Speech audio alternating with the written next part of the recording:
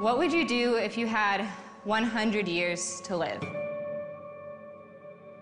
No more and no less. It's a little weird, right?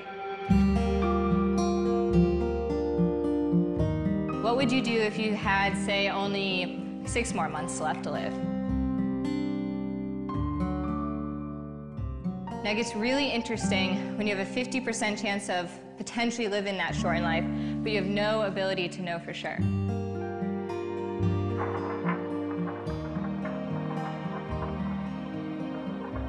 Well, I might have it, I might not have it, I don't know. What if I do, what if I don't?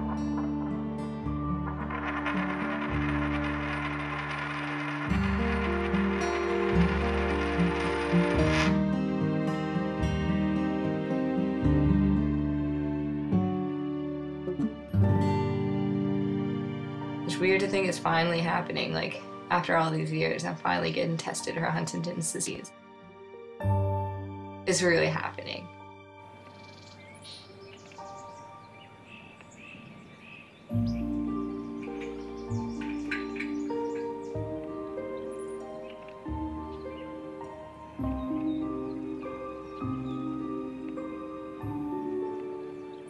It's hard to get tested because one of the most valuable coping mechanisms is denial.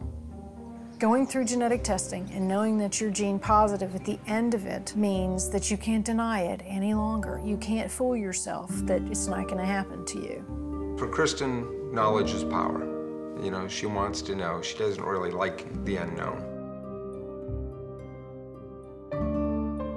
Well, for me, it's definitely a hard decision.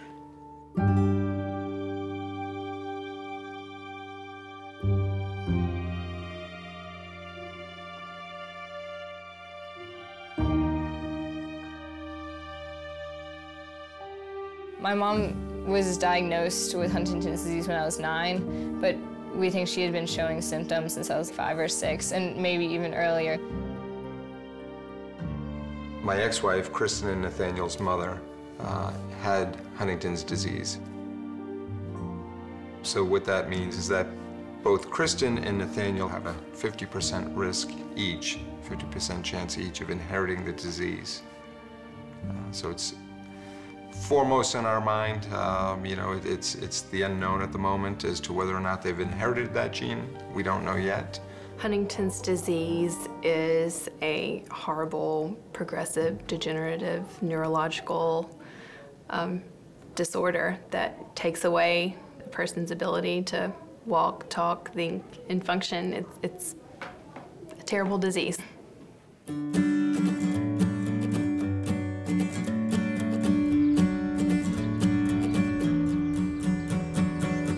UK legislative branch, please put that the lower house is more important for policy making. Where else should you put that? Russia. Write the same thing for Russia.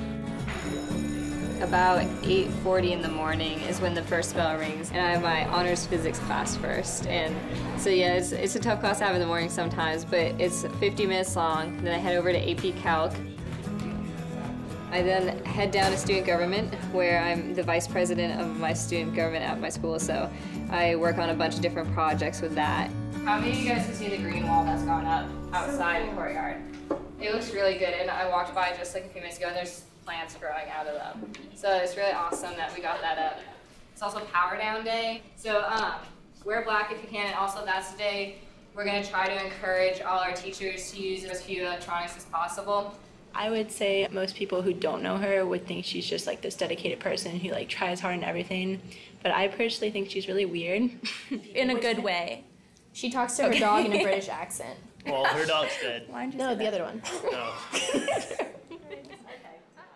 She's silly. Kristen's very driven, extremely driven person who wants to improve the world. Very optimistic person. Kind of wacky. Wait. Which? wait. She's very independent. She just wants to do something, and she'll just go out there and do it, like, no matter what. And she doesn't really like to be told what to do, so she'll try to do everything before somebody tells her to do it, so that when they tell her to do it, she can say, I already did that.